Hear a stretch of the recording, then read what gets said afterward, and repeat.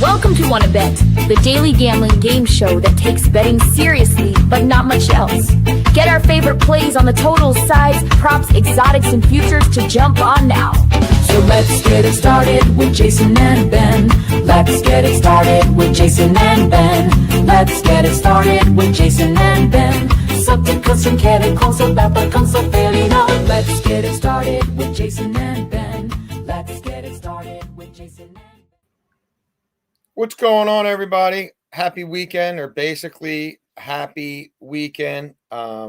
We are Wanna Bet. I am Jason. That is Ben.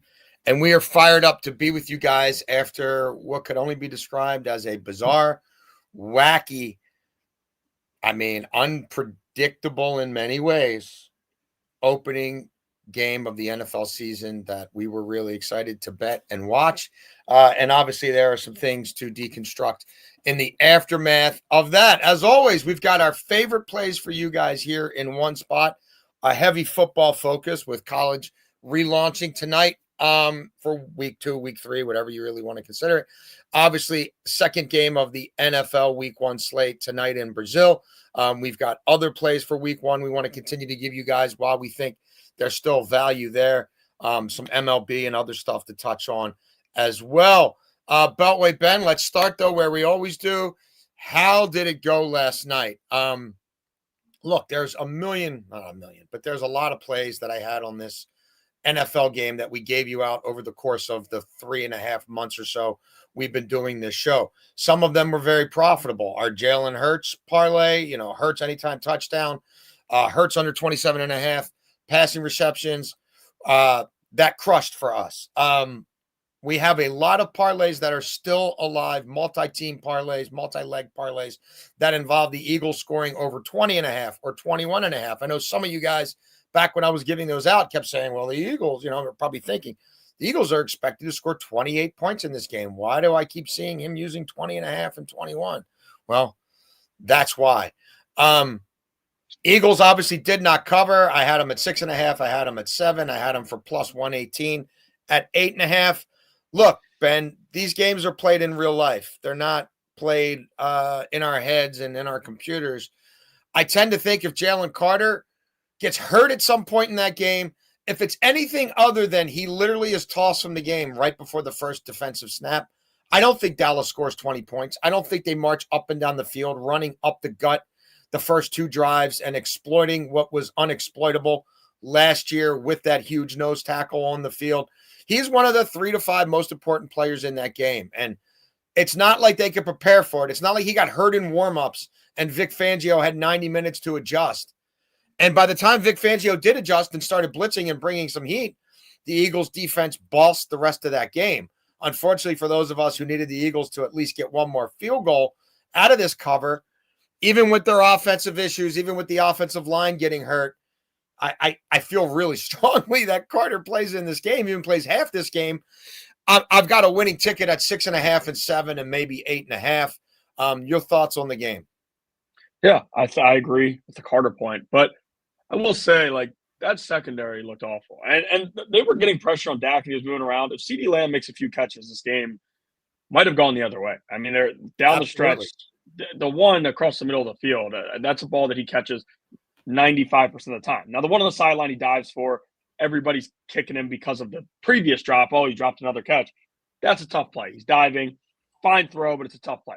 The one across the middle really should have done it, and that also would have got me a cash with Dak Prescott 200-plus passing yards. Still shocked. He was throwing the football pretty well. I was honestly pretty impressed with him. Shocked he didn't get to 200 passing yards. Me too. And that's what happens when you take out a great run stuffer who can do it all, and Jalen Carter, and all of a sudden Javonte Williams is able to have a pretty good day on the ground. So Jalen Carter changed that game in a massive way, and I was out watching the game, run to the bathroom right before kickoff, immediately come back to Jalen Carter being ejected before playing a snap. So it's just in game 1, it's pretty unbelievable.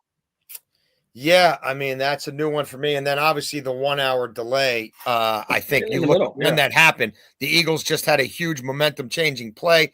Dallas is reeling and everybody's in the locker room for an hour and 2 minutes. Bizarre game. But again, all of our plays are on that super Discord. You get them in real time. And if we're with me on that game, We're still very alive in some multi-team money line parlays that I feel strongly about. We're involved in some other multi-leg, multi-team parlays that involve the Eagles scoring at least 21 points in that game, which they did. And we did have a nice plus 250 Hurts parlay hit in there. So, look, this Friday night game is another one. I'm probably really only on 5 games in the NFL this weekend.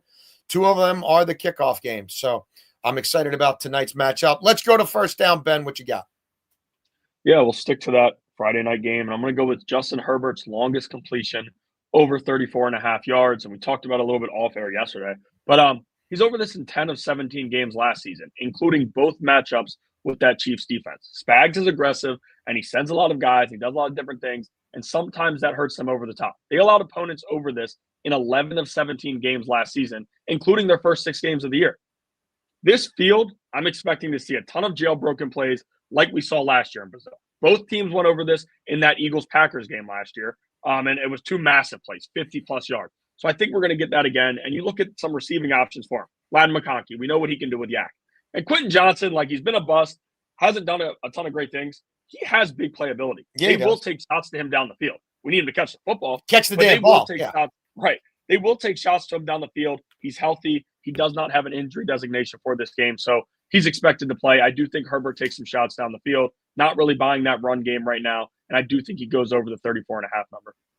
Look, I've got a lot of plays on this game that I've given you guys in the past. We got the Chiefs money line around minus 120 a long time ago when this thing's open. We've got some positions on the Chiefs minus 2.5. We're on the under. We got the under a long time ago, though. I'm sorry, we're on the over, but we got this thing down around 41.5.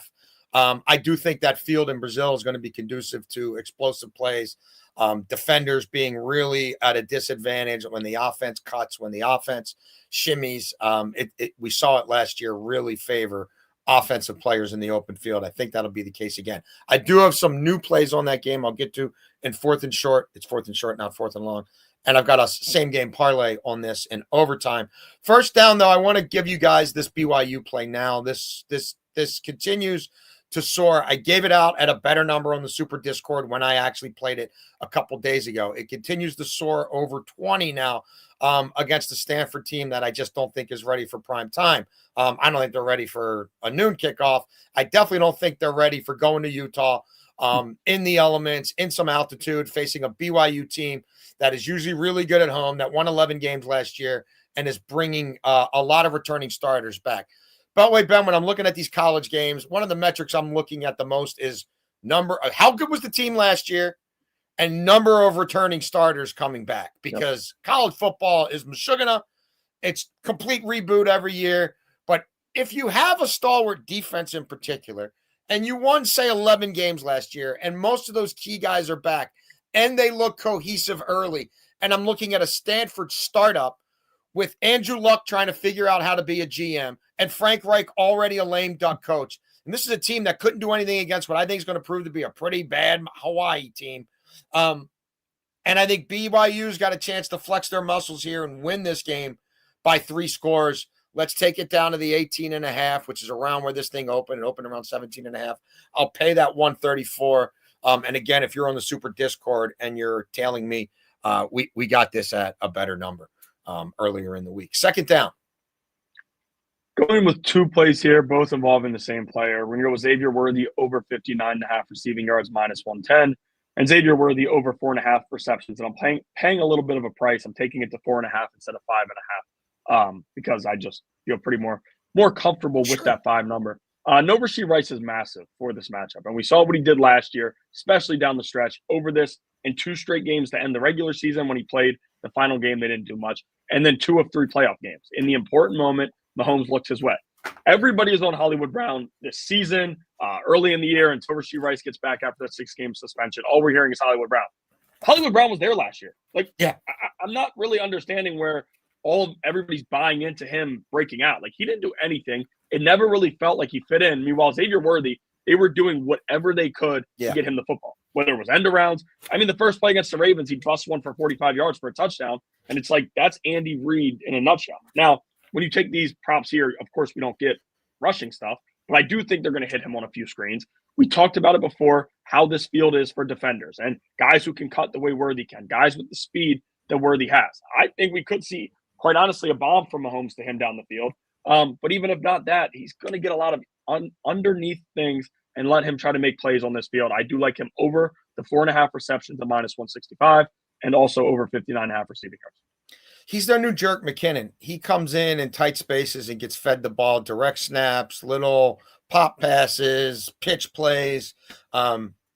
Yeah, I think they find a way to get the ball in his hands. A lot of screens behind the line of scrimmage, stuff like that. Second down for me, I mentioned there's 4 or 5 games, if you watch this show regularly, that I really feel most strongly about in the NFL this weekend. This Denver game is one of them. We've played it a bunch of different ways. I put this together a couple days ago. I want to give it out now. So we know the Broncos, this thing is trending towards a 9-game spread. A 9-point spread, I should say. First half, I really love. It's a rookie quarterback for Tennessee, playing in altitude, playing with not much talent around him, playing with a guy who may or may not be an NFL head coach, and going against Sean Payton. If you run the numbers on Denver when they play at home in September, that's a fortress. It is a very difficult place to play anywhere, and especially when teams have to go there the first couple weeks of the season, and especially young teams with young head coaches and young quarterbacks. It's a problem. Tennessee last year was 2-15 against the spread. Like, Denver was 8-0 against the spread last year when they were a favorite. Sean Payton is talking about his team as a Super Bowl contender, and I think he's going to show you that here. So can they win by a field goal in the first half? They damn sight should be able to. This is an offense that in the second half of last year was scoring 30 points a game, and I don't know anybody who knows anything about this league who don't think it's a top 5 defense from day one. Instead of the 8.5 or 9, we're getting it under a touchdown for the game. And then Bo Nix, who was absolutely on fire last year and consistently throwing over 225 yards a game, we're going to take it down to 180. I do think he'll get some deep shots in this one.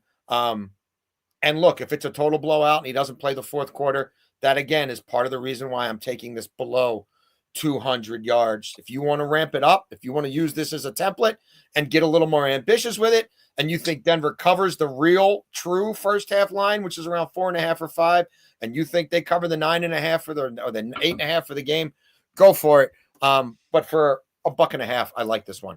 Third down, Ben. I'm right there with you. That is big fan of that, getting it at plus 148. But third down here, going to go to Kansas State. Now, it's tough, right? Kansas State has looked horrendous. You saw what they did in Ireland. That was dreadful. And then you see what they do last week against North Dakota, and it's like, all right, what is going on? Like, they almost lost at home in Manhattan to North Dakota. That's pathetic. But then you look on the other side.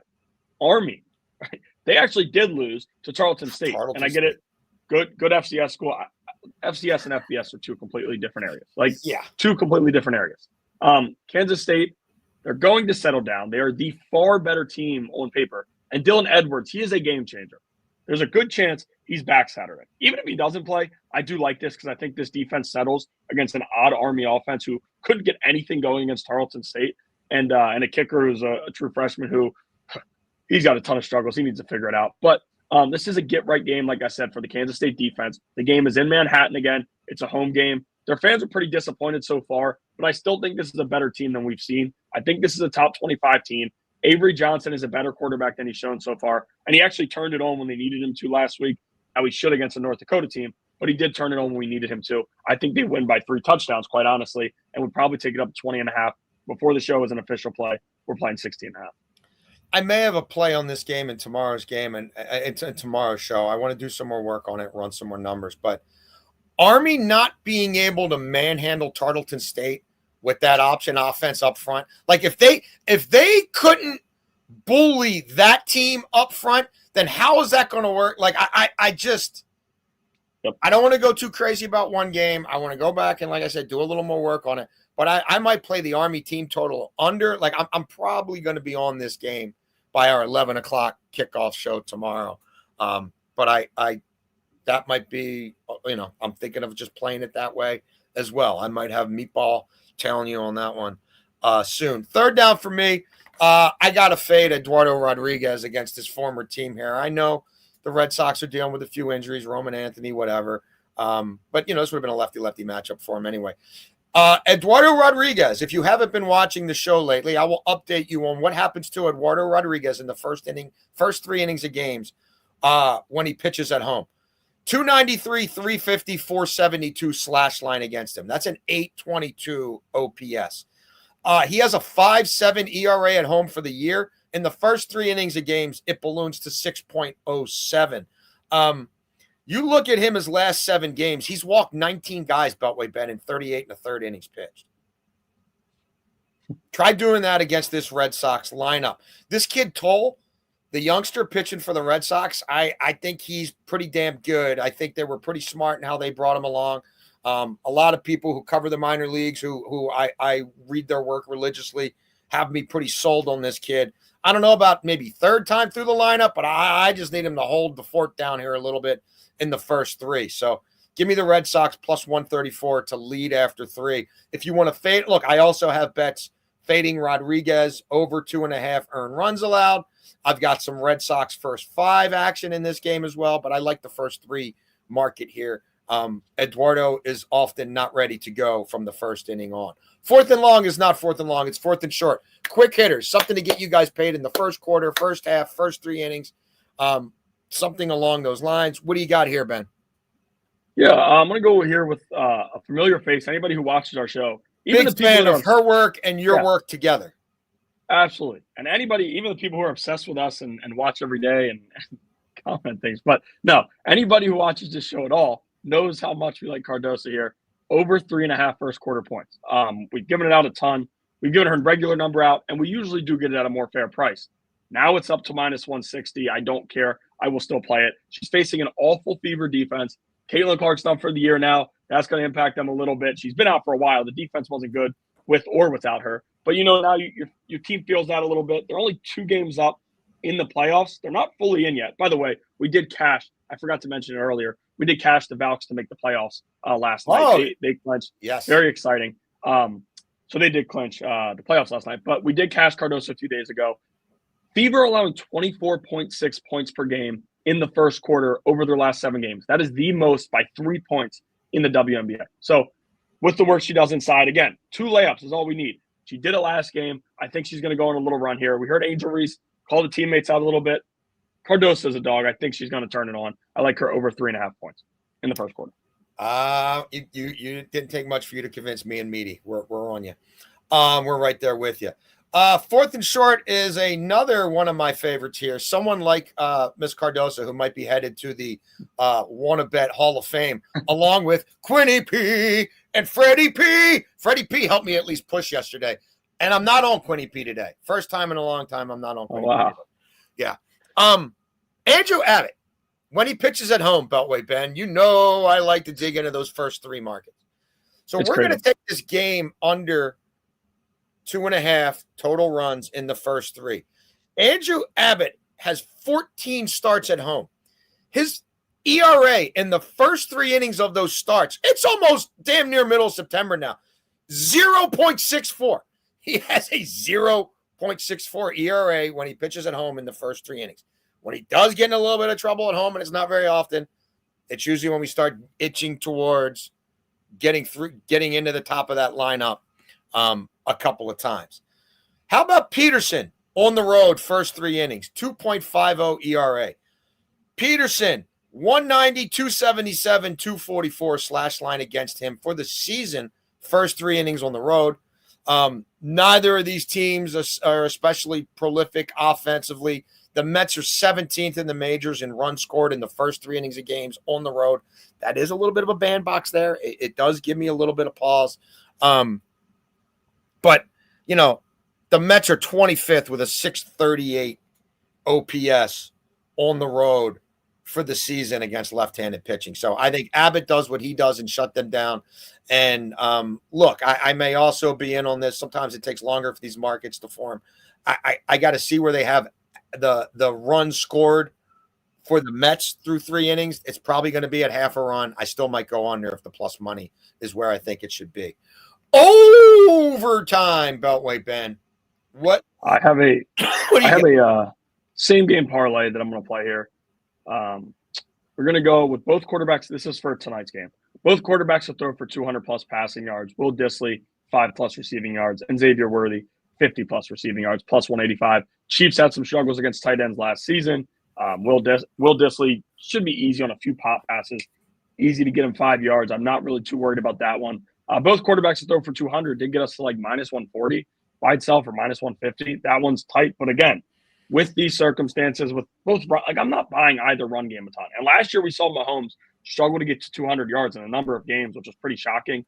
I think in the first night, he turns it on a little bit, has a good night throwing the football, and the field conditions play to that.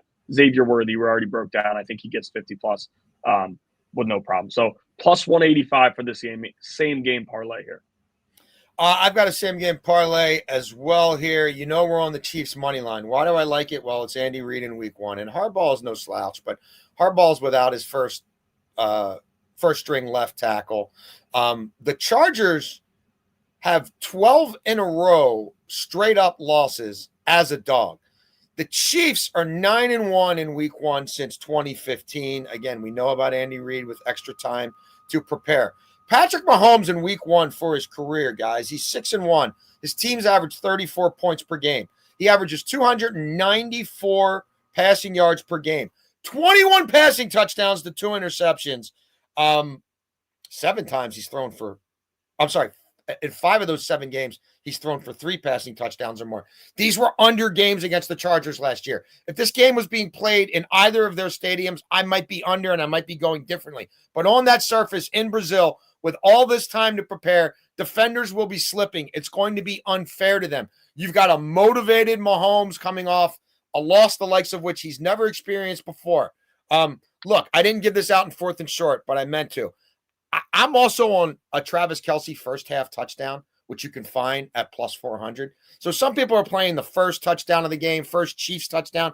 If you think Mahomes wants to hook his boy up early and get this season off to a new start and give him a little gift for his engagement, I'm playing it in the first half. But for this parlay, you see where I'm going. It's Andy Reid, who has been money in week 1, who's money with extra time to prepare. Mahomes has been a stallion in week 1. And I do think the Chiefs can get us to 21 points on a surface that's going to be really conducive to it.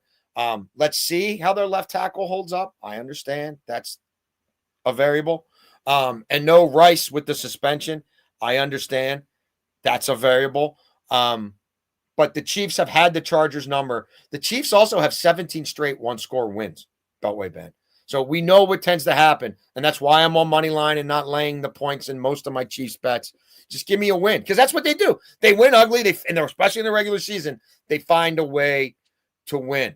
Beltway Ben, you could show the people again what we've done for the season, if you don't mind. There you go. Excited about football. Our whole goal here is to make you guys money. We're not giving out jackass parlays like people paid by the books to sell you sucker bets. All we want to do is cash with you. If you want all of our picks and our buddy Eric Casillas and some other handicappers, it's available in that super Discord. You scan that QR code, you get all the information there. Casillas is walking people through their fantasy drafts. He's giving you advice on fantasy waiver wire, all that stuff. You have access to us. You have questions about parlays, things you're building.